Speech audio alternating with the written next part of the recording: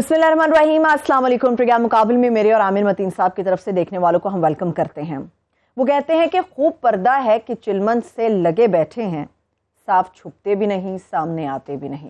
PTI के इस्तीफों का मामला है, कप्तान को हाँ मगर स्पीकर को ना।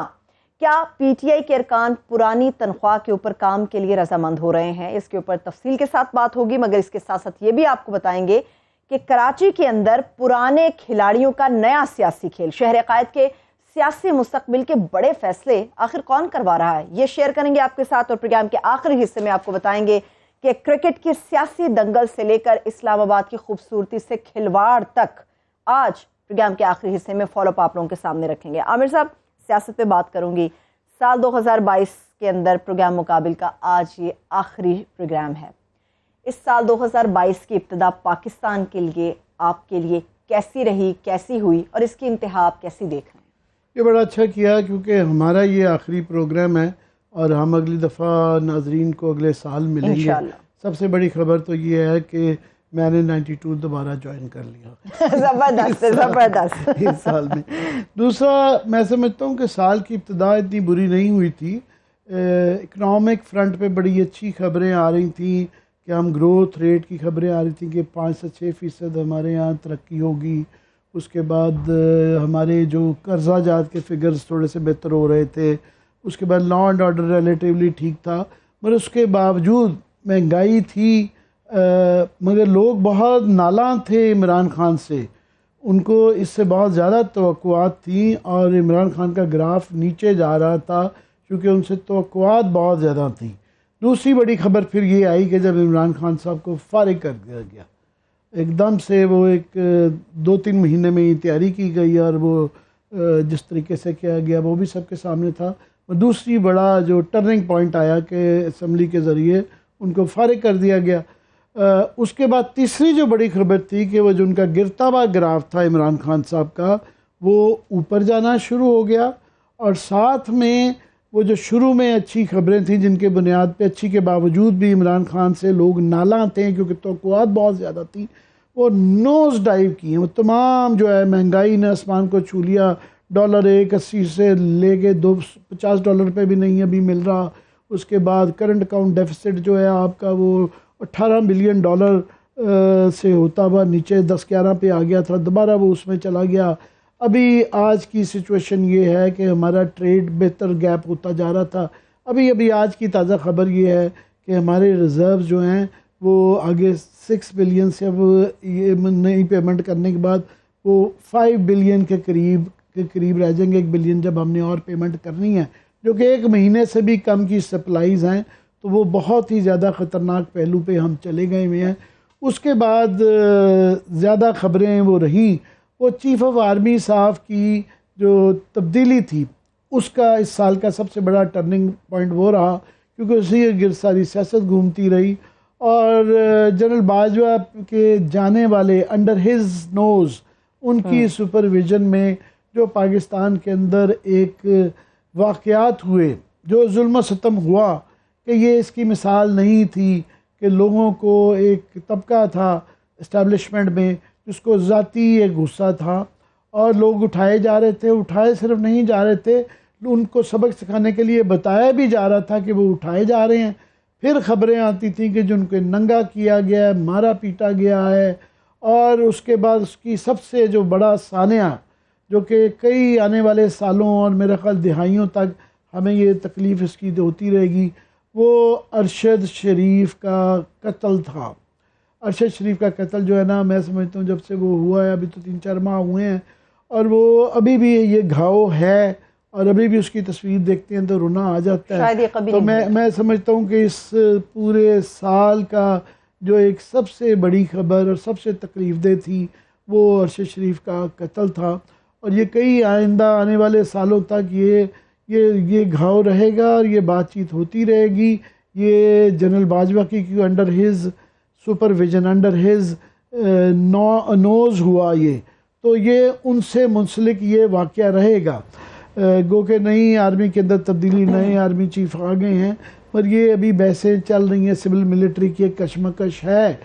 साल ख़त्म हो रहा है, دل کرتا ہے کہ اچھے چیزوں پہ ختم کیا جائے، حالانکہ کوئی اتنی اچھی تینوں فرنٹس پہ سیاسی اس پہ بھی بہت زیادہ بری خبریں ہیں کہ آپس میں سب دست و گرباں ہوئے میں ہیں، پولیٹیکل پارٹیز لڑ رہی ہیں، اداروں کا بہت برا حال ہے، پارلیمنٹ تقریباً مفلوج ہو کے ریلیونٹ ہو کے رہ گئی ہے، لوگوں کو بہت شکایتیں رہتی ہیں عدلیہ پہ، اور تھانوں کا نظام، کچہری کا نظام جو ہے بہت زیادہ شفاف ہو گیا ہے، لوگ بہت اس سے تنگ ہیں۔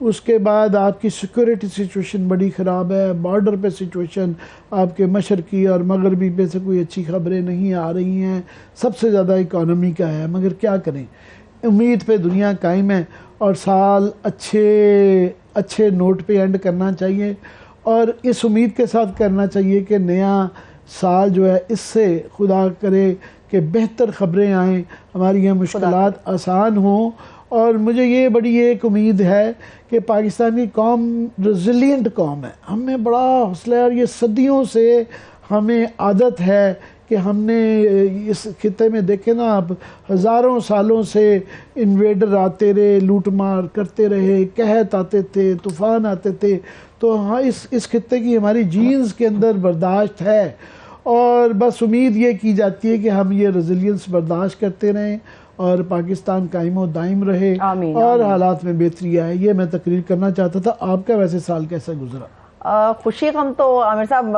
سال میں سبھی کے ساتھ چلتی ہے، مگر دو اچھی چیزیں، ایک جیسے آپ نے پہلے کہا آپ بیک بون تھے مقابل کی، آپ نے اگین ہمیں جوائن کیا، اور دوسری اچھی خبر یہ کہ اللہ نے مجھے اس سال بیٹے کی نعمت سے نوازا۔ بہت مبارک ہو۔ میں یہ نام نہ کہتی تو میں آپ کو یہ کہنے والا تھا، یہ مبارکباد دینے ایک اور چیز آپ بھول گئے، کسی کا دیرینہ خواب تھا وزارت عظمیٰ کا تخت اور شہباز شریف صاحب وزیر اعظم بن گئے، وہ آپ بھول گئے۔ نہ صرف کہ جو عمران خان کی کو وہ گر گئے، شہباز شریف صاحب جو ہے نا وہ پرائم منسٹر بن گئے، جو کہ پچھلے 10 20 30 سال سے تھا، اور لگتا نہیں تھا کہ نواز شریف کے ہوتے ہوئے کبھی وہ بن پائیں گے۔ تو وہ یہ پتہ نہیں کسی کی دعا کی وجہ سے یا ان کی دعاؤں کی وجہ سے وہ ایسا ہوا کہ نواز شریف صاحب نکل گئے، اور اس کے بینیفیشری بہرحال شہباز شریف تھے۔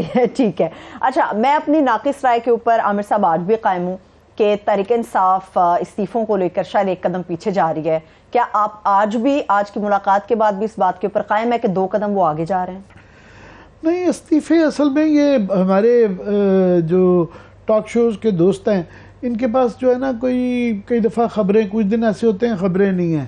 آج کافی لوگوں نے تو نئے سال کی یہ آخری شو سمجھ کے کچھ نے سارے کا جس طرح ہم نے پورا پروگرام اس پہ کر دیا، اچھی بات ہے پورے سال کا۔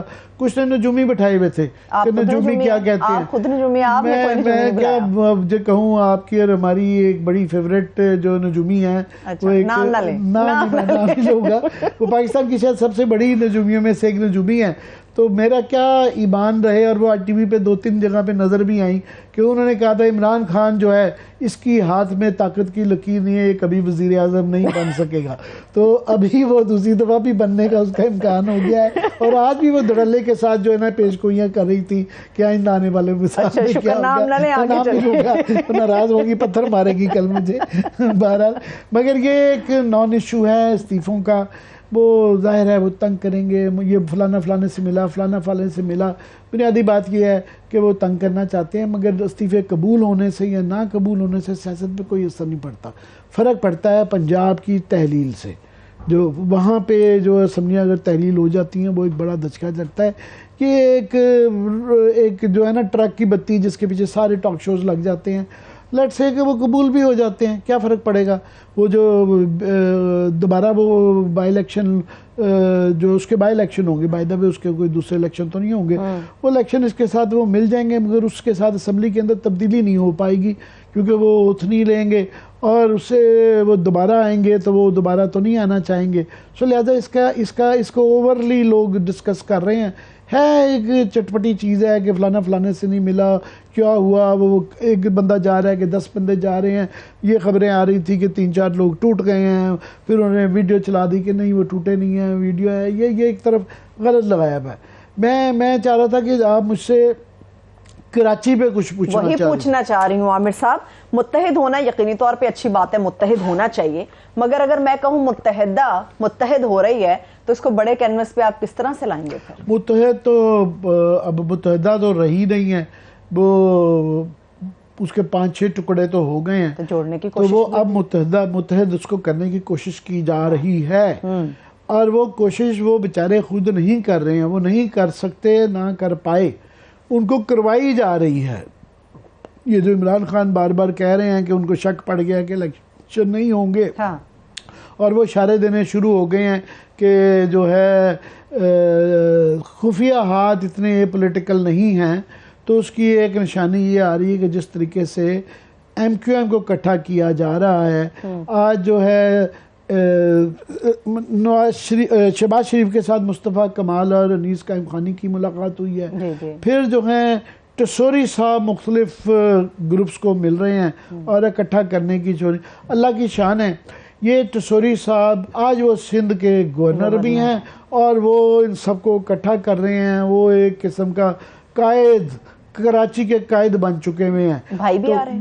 بھائی کا میں بتاتا ہوں کہ کوشچن سب سے بڑا ہے بھائی سے پہلے یہ ہے کہ یہ کیوں کیا جا رہا ہے، تو وہ کلیئرلی نظر آ رہا ہے عمران خان کی طاقت کو کراچی میں توڑنے کے لیے کیا جا رہا ہے، کہ کراچی میں اس وقت کیونکہ 50-60% سیٹیں جو ہیں وہ پی ٹی آئی کی ہیں، جو الیکٹڈ سیٹیں ہیں میرل اس میں سے غالباً 9 اس وقت پی ٹی آئی کی ہیں، 11 تھیں، 2 انہوں نے لوز کر دی، ایک واڈا صاحب کی وجہ سے، اور ایک یہ حکیم بلوچ صاحب جو ان سے ادھر سے ادھر چلے گئے، ان کی اپنی سیٹ، دونوں ان کی اپنی سیٹیں تھیں، دونوں انہوں نے لوز کر دی، اور 5 جو ہیں وہ غالباً ان کی پیپلز پارٹی کی ہیں، اور کراچی سے 4 ہیں ایم کیو ایم کی، 2 ان کی حیدرآباد سے ہیں، تو یہ دونوں کی ملا کے اتنی ابھی بھی جو ہے نا پی ٹی آئی کی ہیں، تو وہ پی ٹی آئی کے پیچھے، ورنہ دیکھیں نا نون لیگ کی شہباز شریف کو کیا ضرورت ہے کہ مصطفیٰ کمال کو بلا کے کہیں کہ آپ خالد ببول صدیقی کو کہا جا رہا ہے کہ ان کے انڈر جو ہے نا جتنے گروپس ہیں اس وقت، ایک ڈاکٹر فاروق ستار کا ہے سنا ہے، وہ بھی آ کے اس میں ان کو بھی مائل کیا جا رہا ہے کہ آپ بھی اس کے اندر ضم ہو جائیں، اس کے بعد یہ مصطفیٰ کمال اور انیس قائم خانی کو لایا جا رہا ہے۔ پیپلز پارٹی نون لیگ بھی یہ کر رہی ہے، اور پیپلز پارٹی شرجیل میمن کا میں بیان دیکھ رہا تھا، وہ بھی فرما رہے تھے کہ ہمیں کوئی تکلیف نہیں ہے، ظاہر ہے ان کے کولیشن پارٹنر سندھ میں بھی ہیں، یہاں بھی ہیں، تو ان کو یہ نظر آ رہا ہے کہ ہم تو پی ٹی آئی کا زور جو ہے نا وہ کراچی میں نہیں توڑ سکتے، اور ہمارے پاس یہ سیٹیں آ نہیں رہی تو پی ٹی آئی کے پاس نہ آئیں، تو اس وجہ سے یہ سارا زور لگایا جا رہا ہے، مگر ان کے اوپر بھی بیونڈ ہے۔ اب آ جاتے ہیں آپ کے اصلی سوال کے اوپر کہ الطاف بھائی آ رہے ہیں کہ نہیں آ رہے، میرا خیال ہے وہ آ نہیں سکتے ہیں، مگر ان کی انوالومنٹ بھی یہاں پہ جو بڑھتی ہوئی جا رہی ہے، جیسا کہ فار ایگزامپل ایک تو انہوں نے خط لکھا ہے نا چیف آف آرمی سٹاف کو کہ آپ میرے متعلق کوئی بڑے جذباتی سے الفاظ ہیں وہ کیے جائیں، دوسرا ان کی نظر آتا ہے کہ وہ ان کی بینر شینر یہ وہ ان سے جو منسلک لوگ تھے وہ ایکٹیو نظر آتے ہیں، ویڈیوز آتی ہیں کہ جب ان کا لگتا ہے کہ ان کا تھوڑا سا چانس بن گیا، پیسہ آنا شروع ہوتا ہے، ویسے ان کے وہ گھر کے مقدمے چل رہے ہیں، ان کا گزارا نہیں چلتا، اور وہ پتہ چلتا جی کہ امریکہ میں جو چیپٹرز بیٹھے ہوئے ہیں ان کے جو سیلز ہیں وہ ڈونیشن دینا شروع ہو جاتے ہیں، پیسہ بننا شروع ہو جاتا ہے۔ پرابلم یہ ہے کہ الطاف حسین جو ہے جس طرح کی باتیں کر چکے ہیں پاکستان کے متعلق، جس لائن کو کراس کر گئی ہیں، شیخ مجیب الرحمان نے یہ لائن نہیں کراس کی تھی، وہ آخری وقت تک کہتے رہے تھے کہ میں پاکستانی ہوں، ہم میجورٹی ہیں، ہمیں آپ موقع دیں، وہ آخری وقت تک یہ کہتے رہے۔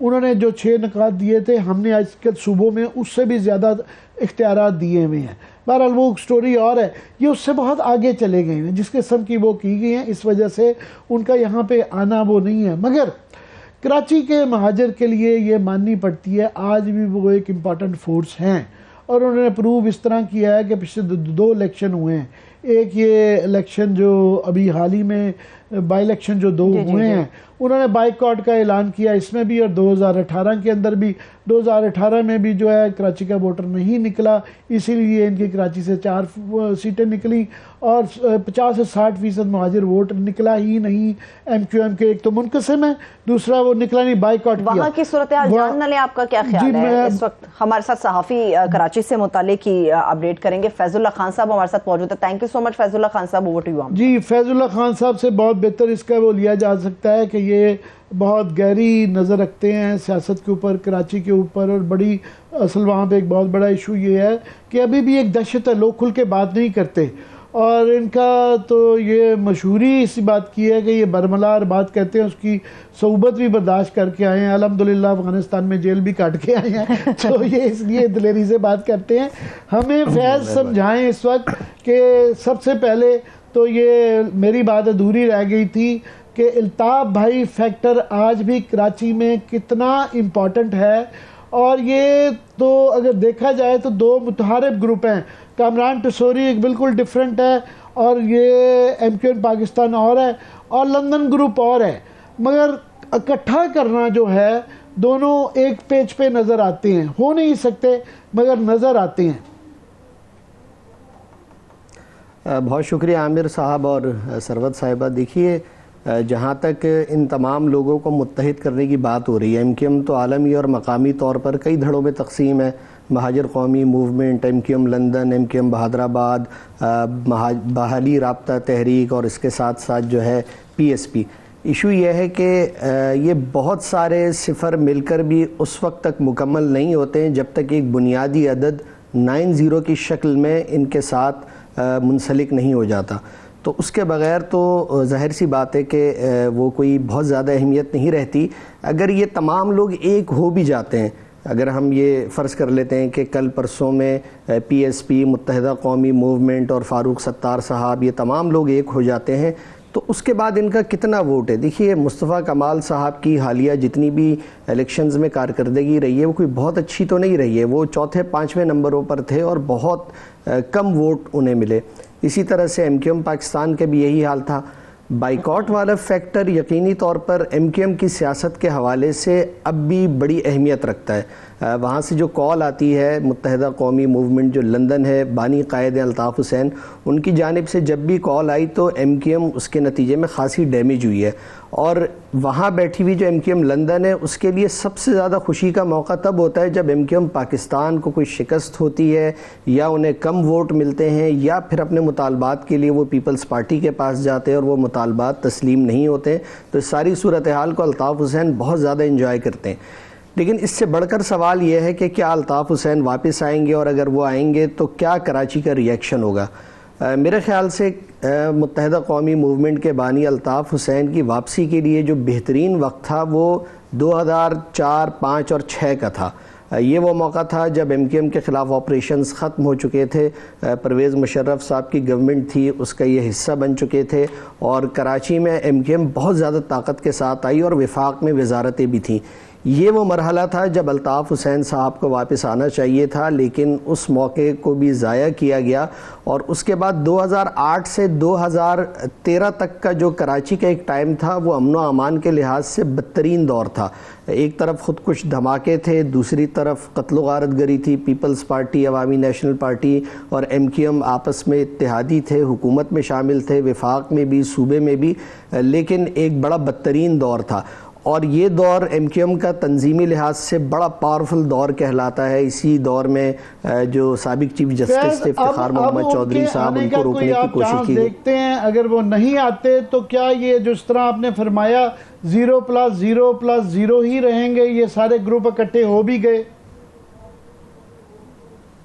دیکھیے اگر ان کے بغیر یہ سارے گروپس اکٹھے ہو بھی جاتے ہیں تو ان کی وہ طاقت نہیں ہے, کیونکہ کراچی میں جو اس عرصے میں ایک تبدیلی ہوئی ہے, اگر آپ جو سرویز آئے ہیں ان کا جائزہ لیں تو کراچی میں 15 سال سے لے کے 30 سال تک کے جو بھی نوجوان نسل ہے, اور ہم نے خود بھی کئی بار لوگوں سے پوچھا تو اس کی بہت بڑی تعداد جو ہے وہ خان صاحب کی فین ہے, اور وہ خان صاحب کو پسند کرتے ہیں. ان کی الطاف حسین بھی چوائس ہے, لیکن وہ چونکہ نیا ووٹر سسٹم میں آ چکا ہے, اور یہ وہ نوجوان ہیں جنہوں نے نہ ایم کیو ایم کو اس طرح سے دیکھا ہے, نہ الطاف حسین کا دور دیکھا ہے, تو یہ ان ساری چیزوں سے بے خبر ہیں. الطاف حسین صاحب اگر آ بھی جاتے ہیں وہ ڈیمیج تو کریں گے, لیکن اگر کوئی یہ سمجھتا ہے کہ جو 2013 تک کامیابی ملتی رہی تھی ایم کیو ایم کو, اس طرح کی کوئی کامیابی ملے گی, تو ایسا نہیں ہوگا. پیپلز پارٹی نے یہاں پر اپنے کچھ حلقے بنا رکھے ہیں کافی عرصے سے وہ اس میں جیتتے چلے آ رہے ہیں. ان کی 3-4 نشستیں ہیں وہ وہیں تک محدود رہتے ہیں. پھر پی ٹی آئی کا جو کراچی کے شہری تھے وہ 2013 کا جب الیکشن ہوا تھا تو پہلی بار ہم نے دیکھا کہ جو پولنگ اسٹیشنز کے باہر لائنیں لگی تھیں اس میں بالکل اجنبی چہرے ہمیں نظر آئے. یعنی یہ وہ لوگ تھے کراچی کے جو کبھی نہیں نکلے تھے. تو سب اس وقت حیرت ہوئی تھی کہ یہ کون لوگ ہیں. تو وہ پی ٹی آئی کا ووٹر تھا اور اس وقت ایم کیو ایم کو پہلی بار بڑا دھچکا لگا تھا اور پی ٹی آئی کو بڑے اچھے ووٹ ملے تھے. اس وقت جیت نہیں سکے تھے, کئی جگہوں پر انہوں نے دھاندلی کا الزام بھی عائد کیا. اور اس کے بعد عملی طور پر متحدہ قومی موومنٹ کے لیے الطاف حسین کی موجودگی کے باوجود بہت زیادہ مشکلات پیدا ہو چکی تھیں.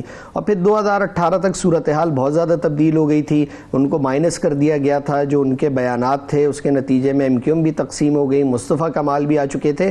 لیکن اگر آپ 2018 میں بھی ان تمام دھڑوں کے ووٹ یکجا کر لیں, سارے اکٹھے بھی ہو جائیں, تو الطاف حسین فیکٹر اتنا بڑا ہے کہ یہ کوئی بڑا امپیکٹ کریٹ نہیں کر سکیں گے. اور پی ٹی آئی کا جو اس وقت زور چل رہا ہے, جو نوجوان نسل ہے جنہوں نے الطاف حسین کی شکل بھی نہیں دیکھی, اگر دیکھا ہے تو ان کی وہ لیٹ نائٹ پہ بالکل انکوہرنٹ قسم کی سپیچز اور وہ ان کا وہ والا امیج ہے, تو اس وجہ سے وہ ان سے مرعوب نہیں ہوتے. مگر آپ نے, میں تھوڑا سا حیران ہوں کہ آپ نے اس امکان کو رد نہیں کیا کہ اگر وہ آ بھی گئے کہ جیسے وہ آ سکتے ہیں, جو کچھ وہ کہہ کے گئے ہیں اور جو ان کے وچار رہے ہیں, ان کے آنے کو ہی, امکان کو ہی ایکسیپٹ کرنا بڑا مشکل میرے لیے تو ہو جاتا ہے. اچھا عامر صاحب, یہ آپ کی بات ٹھیک ہے کہ اتنی ساری باتوں کے باوجود کیسے آ سکتے ہیں, لیکن پاکستان کی سیاست میں سب کچھ ممکن ہے. یعنی آپ اس کے بارے میں کوئی حتمی بات نہیں کہہ سکتے ہیں کہ مستقبل میں کیا ہوگا. اچھا کراچی میں یہ بات ویسے ہو رہی ہے, سوشل میڈیا پر بھی ہو رہی ہے, عام آپ لوگوں کے ساتھ بیٹھیں تو ایک یہ بات عام لوگ کرتے ہیں کہ بھائی آ رہے ہیں. اب یہ بات کہاں سے چلی ہے, کس نے چلائی ہے, اس کا علم نہیں, لیکن ایک یہ گفتگو ہوتی ہے. لیکن اگر الطاف حسین اب آ بھی جاتے ہیں تو وہ اتنے اب طاقتور نہیں رہیں گے. جو ماضی کی بات تھی, دیکھیے وہاں سے بیٹھ کے وہ لندن سے بیٹھ کے بولتے تھے کراچی کو بند کر دو, تو آپ یقین کریں کہ یہ 2-2.5 کروڑ آبادی کا شہر آدھے گھنٹے میں بالکل بند ہو جاتا تھا. لیکن آج اگر وہ کہتے ہیں کہ کراچی میں 3 دن 1 دن کی ہڑتال کریں, تو کیا کراچی والے ہڑتال کریں گے؟ چیزیں بہت ساری بدل چکی ہیں. الطاف حسین کی طاقت یہاں موجود تنظیم تھی, لوگ بھی ان کے ساتھ تھے, اور ان کی جو تنظیم تھی وہ بڑی طاقتور تھی. ایک تنظیمی کمیٹی ہوتی تھی, ایم کیو ایم کا پورا سٹرکچر تھا, وہ ساری چیزوں کو مینیج کرتی تھی, چلاتی تھی. تو وہ سٹرکچر اب نہیں رہا ہے. باقی جو یہ نئی نسل ہے, یہ جو اس عرصے میں انٹرنیٹ کا زمانہ آیا ہے, سوشل میڈیا کا, یہ کنیکٹ ہو گئی ہے نئی نسل خان صاحب کے ساتھ. اچھا ایک دلچسپ بات یہ ہے کہ آپ الطاف حسین صاحب ٹویٹر پر بھی فعال ہیں. اگر آپ ان کے اکاؤنٹ کا جائزہ لیں, کراچی میں تو بہت بڑی تعداد ہے اردو بولنے والوں کی, بلکہ دنیا بھر میں, یعنی آپ صرف اس کا جائزہ لیں کہ ان کے فالوورز اس طرح سے نہیں ہیں جیسا کہ ہونے چاہیے. یعنی اس کا ایک مطلب یہ ہے کہ وہ جو ایک نوجوان نسل ہے وہ کوئی بہت زیادہ کنیکٹ نہیں ہے ان سے. لوگ موجود ہیں, اس سے انکار نہیں کیا جا سکتا, لیکن وہ کوئی ایک ایسی لہر بنانے میں کہ وہ اس کے نتیجے میں وہ پی ٹی آئی کو پیچھے کر سکیں یا اس کے لیے مشکلات کھڑی کر سکیں, یہ ابھی مشکل دکھائی دے رہا ہے. تو اس میں کوئی پرومیننٹ لوگ بھی ہیں. مجھے جو یاد پڑتا ہے, آخری جو پرومیننٹ آدمی جو اس دور میں بھی کھل کے ان کی حمایت کرتے تھے, قبر خالد یونس تھے, وہ بڑے علیل ہیں. پر کوئی اور بھی 2-4 نام لے سکتے ہیں جو کہ پبلکلی اوپنلی جو ہے آج بھی الطاف حسین کا نام لیتے ہیں اور سیاست کرتے ہیں. بہرحال ایک بالکل ایک طبقہ ہے جس کے اوپر ان کا ایک انفلوئنس ہے اور وہ میٹر کرتے ہیں, چاہے وہ وہاں پہ بیٹھے ہیں, چاہے وہ زوال پذیر ہیں. دیکھیے اس طرح کوئی قابل ذکر نام تو نہیں بچا, کیونکہ ایم کیو ایم کے جتنے نام تھے وہ یا تو ایم کیو ایم پاکستان کے ساتھ ہیں, پی ایس پی میں چلے گئے ہیں, یا پھر کینیڈا میں اور یو ایس میں وہاں پر موجود ہیں, اور وہ لوگ غیر فعال ہیں. جیسے اگر آپ ہم وہ دیکھیں, بابر خان غوری ہیں, حیدر عباس رضوی ہیں, واسع جلیل ہیں, تو یہ اتنا کوئی فعال کردار نہیں ادا کر رہے ہیں. یہ موجود ضرور ہیں, آبزرو کر رہے ہوتے ہیں بہت ساری چیزوں کو, بلکہ حیدر عباس رضوی صاحب تو کراچی بھی آتے رہتے ہیں, لیکن وہ کوئی اس طرح سے انہوں نے کردار ادا نہیں کیا. تو ہم یہ دیکھتے ہیں کہ ایم کیو ایم لندن کے پاس اس وقت گراؤنڈ پہ کوئی لیڈرشپ نہیں ہے. ایک وجہ اس کی وہ یہ کہتے ہیں کہ ان کی گرفتاریاں ہو جاتی ہیں, اگر وہ احتجاج کرنے نکلتے ہیں تب بھی ان کو گرفتار کر لیا جاتا ہے, لیکن وہ احتجاج کرنے والے بھی کوئی بہت زیادہ لوگ نہیں ہوتے ہیں, ان کی تعداد کم ہی رہتی ہے. تو وہ سٹرکچر نہیں ہے, تنظیمی سٹرکچر نہ ہونے کی وجہ سے ان کو اب بہت زیادہ مشکلات کا سامنا ہے اور ان کے لیے چیزیں آسان نہیں ہیں. دوسرا, ان سب لوگوں کو متحرک کرنے کے لیے اور اتحاد میں لانے کے لیے آپ نے بھی اس امکان کو رد نہیں کیا کہ الطاف حسین واپس آ رہے ہیں, اور آپ نے یہ بھی کہا کہ اب اس طاقت کے ساتھ وہ پاکستان میں نہیں آ سکتے. جو کوئی بھی یہ بڑے فیصلے کراچی کے حوالے سے کرا رہا ہے, تو یہ تو obvious ہے کہ وہ الطاف حسین کو طاقت کے بغیر پاکستان نہیں لے کر آئے گا. اگر الطاف حسین طاقت کے بغیر پاکستان یا کراچی کی سرزمین کے اوپر آ جاتے ہیں تو انہیں طاقت کے بغیر رکھنا کتنا بڑا چیلنج ہوگا؟ دیکھیے, طاقت تو یقینی طور پر جو پہلے کراچی میں ہوتا رہا ہے اس طرح سے تو نہیں ہوگی. ایک عوامی لہر ضرور موجود ہے. اب الطاف حسین اس کو کتنا فعال کر پاتے ہیں اور وہ کتنا اپنے ساتھ لوگوں کو جوڑ پاتے ہیں اگر پاکستان آتے ہیں, تو یہ دیکھنا ہوگا. دوسرا دیکھیے, جہاں تک بات ہے, کامران ٹسوری صاحب کا کوئی پاورفل بیک گراؤنڈ تو نہیں ہے پولیٹیکلی. وہ فنکشنل لیگ میں تھے. عامر صاحب نے جیسا بتایا, زمینوں پہ قبضے کے ان کے اوپر الزامات تھے, اور اس کے بعد جب فاروق ستار صاحب ان کو پارٹی میں لا کر آگے لانا چاہ رہے تھے تو پوری ایم کیو ایم ان سے ناراض ہو گئی اور نتیجے کے طور پہ فاروق ستار صاحب باہر بیٹھ گئے. اور اب حال یہ ہے کہ وہی کامران ٹسوری صاحب گورنر بن گئے. اب یہ تو $1 ملین کا سوال ہے. خود ایم کیو ایم کی قیادت سے یہ سارے الزامات میں نہیں لگا رہا تھا, یہ تمام لوگ یہی کیا کیا کچھ ان کے متعلق نہیں کہتے رہے, اور یہ کہا گیا کہ فاروق ستار کو وہ پیسے لگاتے ہیں اور وہ ان کے فرنٹ مین ہیں, ان کے سپانسر ہیں, تو اس وجہ سے ہی یہ ناراضگی تھی. اور میرا کوشچن آپ سے یہ ہے کہ الطاف بھائی نے یہ تمام لوگ جو تھے ایم کیو ایم پاکستان جسے کہا جاتا ہے, ان سب کو غدار قرار دے دیا ہوا ہے, اور تو کیا اس بات کا بھی امکان ہو سکتا ہے کہ ان کی پرانی عادت ہے ایم کیو ایم کے اندر, کافی لوگ جو ہے نا صبح معافی پر کے شام کو پاؤں بھی پکڑ لیتے ہیں, الطاف بھائی پپیاں جپیاں بھی ہو جاتی ہیں, تو کیا یہ بات کا ہے کہ یہ ان کو ایکسیپٹ کر لیں, وہ ان کو کہیں اگر وہ نہ بھی آئیں تو ان کا آپس میں گٹھ جوڑ کوئی پاسبلٹی ہے؟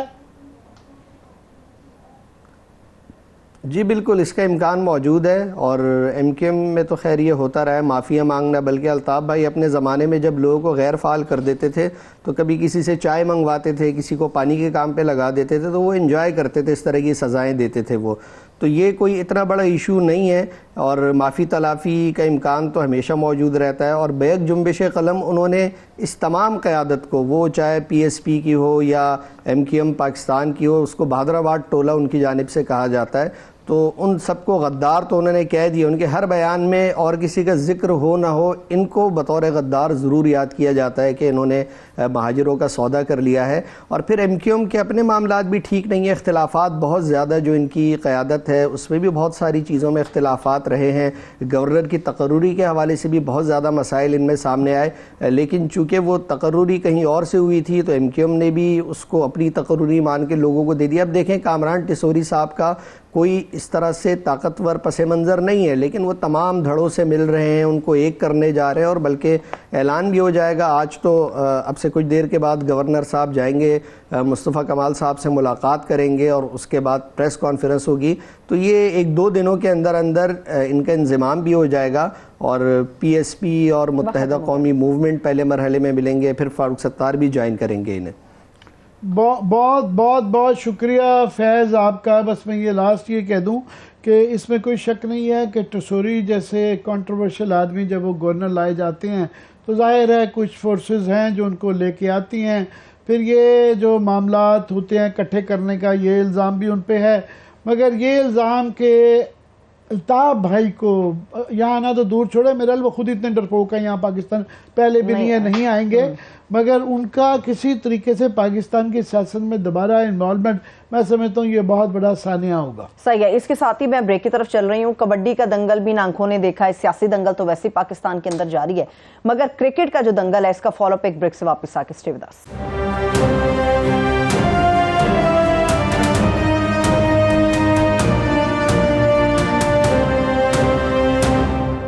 بریک کے بعد ایک بار پھر سے پروگرام میں ہم آپ کو خوش آمدید کہیں گے. عامر صاحب, ایک انٹرٹینمنٹ ہے ہماری کرکٹ, ہم سارے پاکستانی اس سے لطف اندوز ہوتے ہیں, مگر آج کل تو لطف ایک ایسی چیز سے آ رہا ہے جس کا کوئی جواز ہی نہیں ہے, وہ ہے آپس کی لڑائی, رمیز راجہ ورسز نجم سیٹھی صاحب. جی وہ ویسے تو قوم لگی ہوئی ہے کہ عمران خان ورسز نواز شریف ورسز شہباز شریف ہوا ہے مگر پاکستان قوم کا اصل جو پیشن ہے وہ کرکٹ ہے. درست. کرکٹ جو ہے ہمارے لیے ایک کھیل نہیں ہے, یہ ہمارے لیے ایک زندگی ہے. کرکٹ جو ہے جب میچز شروع ہو جاتے ہیں لوگ تمام ٹی وی ڈرامے سیاست بھول کے کرکٹ واچ کرتے ہیں, اور کرکٹ سے ان کو جو خوشی ملتی ہے وہ کسی اور چیز نہیں ملتی, اپنی شادی کرا کے نہیں ملتی جتنی کرکٹ کے میچ جیتنے سے ملتی ہے. تو وہ یہ اس لیے جب کرکٹ کے اندر خرابیاں ہوتی ہیں, کرکٹ کے اندر سیاست ہوتی ہے, کرکٹ کے اندر ایک گند پڑ جاتا ہے, تو پوری قوم اس میں انٹرسٹڈ بھی ہوتی ہے, افسردہ بھی ہوتی ہے, اور بہت زیادہ اس پہ غور بھی کر رہی ہے. اور آج کل ہر تھڑے کے اوپر یہ لڑائی ہو رہی ہے. یہ وہ جو تھا نا نواز شریف تھا تو کہتے چلے گئے کہ مجھے کیوں نکالا, آج کل رمیز پوچھ رہا ہے کہ مجھے کیوں نکالا. اس بیچارے کو جواب نہیں دیا جا رہا ہے اس کا کہ تمہیں کیوں نکالا, اور نکالا بھی برے طریقے سے گیا. میں جو ہے وہ تو نجم سیٹھی صاحب بتائیں گے کیوں نکالا. ابھی بتاتا ہوں میں پورا. ابھی یہ بڑا اچھا سوال ہے, میں ابھی بتاتا ہوں. مگر یہ ہے کہ پہلی بات یہ کہ برے طریقے سے نکالا. یہ نجم سیٹھی صاحب ایک فنکار آدمی ہیں, ایک سیاستدان آدمی ہیں, پاور بروکر ہیں, وہ پولیٹیشین بھی ہیں, وہ بزنس مین بھی ہیں, وہ ویلر ڈیلر بھی ہیں, وہ کبھی صحافی بھی بن جاتے ہیں, وہ کبھی ٹاک شو ہوسٹ بھی بن جاتے ہیں, وہ ایک بزنس سارا کچھ ہی کر لیتے ہیں, جیک آف آل ٹریڈز ہیں. یہ رمیز راجہ بیچارہ صرف ایک کرکٹر ہے, اور کرکٹ چھوٹا نہیں ہے, وہ بہرحال پاکستانی کرکٹ ٹیم کا ایک کیپٹن ہے. اس کی ایک کرکٹ کے اندر اس کی ایک عزت ہے. یہ نہیں ہے کہ نجم سیٹھی صاحب نے بلہ نہیں پکڑا, وہ جو ایمیچرز چلانا اور ہے, پاکستان کرکٹ کو چلانا ایک اور چیز ہے. اس آدمی کو ویسے ہی احترام کرنا چاہیے تھا, ایک طریقے سے وہ کرنا چاہیے تھا, اس کو اپنے والے ہتھ کنڈوں کے ساتھ. جس طرح نواز شریف کو نکالا گیا ان کو نہیں نکالا. نواز شریف کا بدلہ رمیز سے نہیں لینا چاہیے تھا.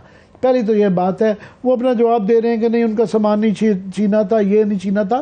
وہ 1 سال ٹینیور ہوا یار, کیا قیامت آ جاتی ہے اگر آپ تھوڑی دیر برداشت کر لیتے, رہنے دیتے, پورا اس کو فائدہ ہوتا, دیکھ لیتے کہ کیا پرفارمنس تھی, اچھی تھی بری تھی. اور آلریڈی پہلے دیکھیں انگلینڈ کی ٹیم جس طریقے سے ہاری, اب یہی رہے گا کہ پتہ نہیں ان کی وجہ سے ہاری یا ان کو کیونکہ نکالے جانے کی سازش تھی اس وجہ سے ہار گئی. یہ ایک رہتا ہے نا, برے طریقے سے نکالا, انسیریمونیسلی نکالا, بے عزت کر کے نکالا گیا, جو ایک پوری دنیا میں ہماری جاگت سائی ہو رہی ہے. کرکٹ کی دنیا میں نہیں ہو رہی, انڈیا میں بھی لوگ ہنس رہے ہیں کہ یار یہ دیکھیں کیا وہاں پہ کیا ہو رہا ہے. کیا ایک کرکٹ کیپٹن کو, وہ بیچارہ بڑا اچھا تبصرہ کرتا تھا, انگریزی بول کے تھک جاتا تھا, مگر ابھی کیا وہ کسی جگہ کامنٹری وغیرہ کیا کرے گا, اس کو لوگ نہیں بلائیں گے, یہ ایک مذاق بن کے رہ گیا نا اس کے بیچارے کا. تو بالکل مستقبل یہ تو واپس آ جاتے ہیں. یہ نجم سیٹھی صاحب جو ہیں یہ 3ری دفعہ واپس آئے ہیں. یہ جی 2000 جو ہی نواز شریف صاحب آتے ہیں, یہ ان کی نون لیگ کی گورنمنٹ آتی ہے, یہ PCB میں آ جاتے ہیں. یاد رہے کہ یہ جو 2014 میں آئے تھے تو 2013 میں انہوں نے الیکشن کروائے تھے. لوگوں کو بھول جاتا ہے کہ یہ کیئر ٹیکر پنجاب کے چیف منسٹر تھے, جس کے اوپر الزام لگایا عمران خان نے, انہوں نے 24 پنکچر لگائے تھے. وہ پنکچر تو ثابت نہ ہو سکے, مگر سب سے بڑا پنکچر یہ تھا کہ آپ الیکشن کروائیں ایک بالکل انڈیپینڈنٹ کے طور پہ, آپ نے کلیم کیا کہ میں بڑا ایماندار, اور آپ اسی پارٹی کو جو جیتی ہے اس کو جب جوائن کر لیتے ہیں, اور سب سے لیکریٹو پوسٹ پہ, سب سے بڑی جو جہاں پہ پرسن پریویلیج ہے, اور وہاں آپ اندھا دھند جو ہے, آپ نے یہ جو ابھی تفصیل دیں گے کہ کیا مال جس طریقے سے نوٹ یوں پھینکتے ہیں نا مجروں کے اوپر, یہ اس طرح پھینکتے رہے ہیں. کچھ شرم ہونی چاہیے, وہ جو خواجہ آصف کا کچھ حیا کرنی چاہیے تھی. وہ اس کی تفصیل بتا رہے ہیں, وہ ڈینائل دے رہے ہیں. ہمارے پاس یہ PCB کے پیپر دکھائیں گے کہ یہ کیا اس میں کرتے رہے. باقی آپ کا کوشچن آ جاتا تھا بڑا اچھا زبردست, آپ نے پوچھا کہ یہ کیوں آتے ہیں. یہ 2014 سے لے کے پہلے یہ چیئرمین ایگزیکٹو کمیٹی آئے تھے, ان کے شہریار خان صاحب کے انڈر جو تھے, اس میں بھی یہ خرچے بعد میں بتائیں گے. پھر یہ دوسری دفعہ پھر آگے جو ہے 2018 سے یہ 17 سے 18 تک رہے, اور اس کے بعد یہ اب یہ 3ری دفعہ آ گئے ہیں. دوسری دفعہ یہ PCB چیئرمین آئے تھے. 3را ٹینیور ہے.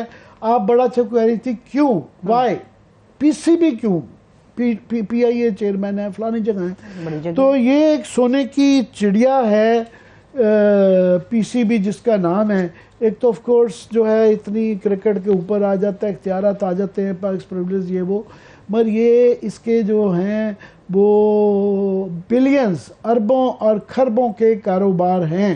اس کے اندر جو منی انوالوڈ ہے is into billions and billions in dollars, جو ہے نا اس کی جو لین دین ہوتی ہے، آپ اس کے ٹوٹل بادشاہ ہوتے ہیں، آپ کا بڑا انفلوئنس ہوتا ہے.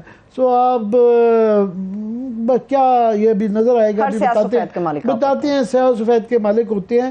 دوسرا اس کے ساتھ ہی ایک تو سیاست ہے، نہیں ہونا چاہیے کہ ایک گورنمنٹ آتی ہے وہ ایک پالیسی بنا دیتی ہے، دوسری بنا دیتی ہے. یہ Noon League versus P T I جو ہے نا وہاں بھی یہ بلا سلسلہ شروع ہو گیا ہے. ساتھ میں یہ صرف یہ دیکھ لیں کہ سٹیکس اتنے زیادہ ہیں کہ صرف براڈ کاسٹنگ رائٹ جو ہوتے ہیں جو کہ پی ایس ایل کے بیچے جاتے ہیں، اس دفعہ جو بیچے گئے جو کہ پی ٹی وی اور اے آر وائی نے لیا، وہ 4.2 ارب کے صرف جو ٹیلی ویژن پہ رائٹس حقوق بیچے جاتے ہیں، نشریاتی حقوق، وہ صرف وہ 4.2 ارب روپے کے تو وہ تھے. تو وہ جو دیے جاتے ہیں، ایک پارٹی کو ڈنڈی اگر مار دی جائے تو ارب روپے ادھر ادھر ہو جاتے ہیں. تو یہ ساتھ میں صرف لڑائی نجم سیٹھی اور رمیز راجہ کی نہیں ہے، یہ پاکستان کے 2 سب سے بڑے نشریاتی ادارے جو ہیں، میں نام لے دیتا ہوں، ایک کا نام جیو ہے، ایک کا نام اے آر وائی ہے، یہ بھی بہت بڑی پارٹیز ہیں. تو یہ ان کی لڑائی بھی ہے، اور اتفاقاً سے ایک چینل جو ہے ایک طرف جا چکا ہے، دوسرا چینل دوسری طرف جا چکا ہے. یہ بھی کوئی ڈھکا چھپا بات نہیں ہے کہ جو کہیں نہ جا سکے، بالکل اوپن ہو چکا ہے، اور ان کو دونوں چینلز اس میں بالکل کلیئرلی پوزیشن لے چکے ہیں اپنی. اس کے اندر ایک اور دونوں کا، ایک کا ڈائریکٹلی اپنا چینل ہے، دوسرا ایک انڈائریکٹلی ایک چینل کے اندر شراکت دار ہے. تو وہ ساتھ میں براڈ کاسٹنگ رائٹ، دونوں کے پاس چینل بھی ہیں سپورٹس کے، تو اس کے لیے لڑائی رہتی ہے. تو جب نجم سیٹھی صاحب آتے ہیں تو ان کے فیوریٹ چینل کو چلا جاتا ہے، اور سب جب ان کو نہیں آتے تو وہ دوسرا چینل لے جاتا ہے. اب میں اس کی ڈیٹیل میں نہیں جاتا کون فیئرلی جاتا ہے یا انفیئرلی جاتا ہے، مگر یہ ساری گیم کے پیچھے ایک تو معاملہ یہ ہے. دوسرا یہ ہے، بدقسمتی یہ ہے کہ جب اس طرح کے آپ برے طریقے سے آتے جاتے ہیں تو وہ بیچارہ کولیٹرل ڈیمیج میں بڑے لوگ مارے جاتے ہیں. وہ جو پہلے کی، ابھی تو الحمدللہ نئے بادشاہ کو ہر کوئی سلام کر رہا ہوتا ہے. کچھ لوگ جو ہے عاقب جاوید صاحب پچھلے دنوں بہت زیادہ کھل کے بات کر رہے تھے کہ جی جو ہے رمیز راجہ کی بڑے تعریفیں کر رہے تھے کہ بڑے اچھے آدمی ہیں. اب وہ بھی خلاف ہو گئے ہیں، کل میں سنا ہر کوئی کسی سے. آج اپنے بڑے لوگوں سے بات کی، نجم سیٹھی صاحب سے کہیں آ جائیں، وہ بھی ہمیں دستیاب نہیں ہوئے، سوال ہی نہیں پیدا ہوتا. ہم کہہ رہے ہیں کل آ جائیں، پرسوں آ جائیں، جب بھی آ جائیں. وہ روز کا آپ دیکھیں، روز کا وہ چڑیا لے کے بیٹھ جاتے تھے اور بالکل وہ ہماری جان نہیں چھوڑتے. اب یہ نوکری وہاں سے پی سی بی سے ختم ہو جاتی ہے تو نیکسٹ ریفیوج جو ہے نا وہ ٹیلی ویژن پہ آ جاتے ہیں، اور پھر independent analysis, very independent journalist, I am independent journalist بن جاتے ہیں. کیا کریں اس ملک کے اندر جو ہے. تو وہ روز ٹی وی پہ بولنے کا ان کا تجربہ ہے، اپنا ایک آدھا کوئی وہ بھی چلاتے ہیں، کوئی کیا کہتے ہیں جی، پورٹل چلاتے ہیں بہت زیادہ جی، اور ہمیں دستیاب نہیں ہے بات کرنے کا. اس وقت جو ہے نا ان کو بالکل منہ کو نا ان کے تالا لگ گیا ہے. تو باقی لوگ ایک دم بادشاہ کے وہ سر گائی جا رہے ہیں، پورا ایک زبردست ہو گیا. کچھ لوگ جو ہے نا ان کے زیر تاب ہیں. ڈاکٹر نعمان صاحب ہیں، میں ان کا ذاتی کبھی میں زندگی میں ان کو نہیں ملا، مگر میں بڑا متاثر ہوں ان کا. میں تبصرہ سنتا ہوں، میرا نہیں خیال ہے ان سے اچھا پاکستان میں کوئی دلیرانہ اور اچھا تبصرہ کرکٹ کے اوپر کرتا ہے. میں زندگی میں میری ان سے کبھی ملاقات نہیں ہے، مگر وہ بتایا گیا جی ان کو ایس ڈی لگا دیا گیا ہے، اور اب ان کے اوپر بے تحاشا الزامات لگا کے ان کو نکالا جاتا ہے. کیونکہ ان پہ یہ الزام ہے کہ جناب ان کے ہوتے ہوئے جو ہے نا پچھلے پی ٹی وی کے رائٹس مخالف چینل کو چلے گئے تھے، جو ہے نا وہ جو ہے اس کی انکوائریاں ہو رہی ہیں اور بلا بلا ہو رہی ہے. ایک تو یہ ہے. اب آ جاتے ہیں، یہ تو لارجر سٹیکس بتائیں، اور کئی دفعہ یہ جو خرچے ہیں نا، یہ پیٹی خرچے ہیں جو میں بتا رہا ہوں، جو ایکسپینس پرکس اینڈ پریویلیجز کے لیے، بر انسان کی پیٹینس کا اس کے پیٹی ایکسپینسز سے پتہ چلتا ہے. یہ جہاں اربوں خربوں کی گیمز ہوں، اس کے اندر یہ کروڑوں لاکھوں کی کوئی وقت نہیں ہے، پر انسان کی پرسنالٹی کا، انسان کی شخصیت کا، اس کے دماغ کی آپ ذلت کا، میں یہ سخت لفظ سے سوال کر رہا ہوں، وہ اس سے پتہ ہے کہ جب 2 آنے کی آپ چوری کریں نا، 2 ارب روپے کی کر لینا تو یو آر این آرٹسٹ. اگر 2 آنے کی کریں نا تو آپ چور ہیں جو آپ چور ہیں، چور ہیں جو ہے یہ شرمندگی والے ایکسپینسز ہیں. یہ میں تھوڑا بتا دوں کہ پہلا ٹرنیور تھا ان کا، دوسرا ٹرنیور تھا. انہوں نے بڑا ایک غالباً پی ٹی آئی کی طرف سے چل رہا ہے کمپیریزن کہ جی یہ رمیز راجہ نے خرچ کیے، یہ انہوں نے کیے.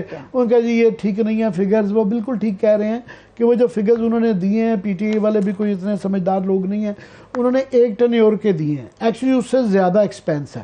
تو یہ جو فگر ہم کوٹ کر رہے ہیں، یہ اس پہ دکھا رہے ہیں، یہ پی سی بی کی ویب سائٹ پہ موجود ہیں. ان کی اپنے یہ جو اکاؤنٹس ہیں یہ اس سے ہے.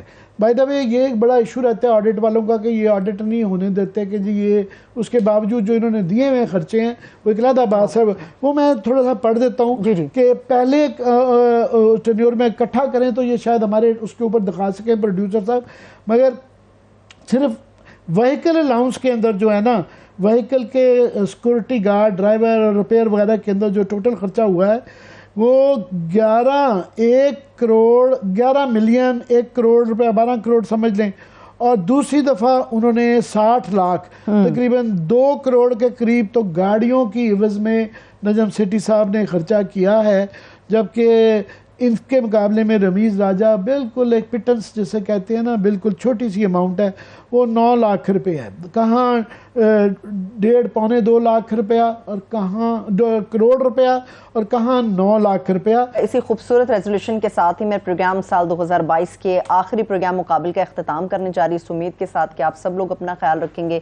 اللہ تعالیٰ اس ملک کو سلامت رکھے. سال 2023 میں آپ سب لوگوں کے ساتھ ملاقات ہوگی. اپنا بہت سا خیال رکھیے. خدا حافظ.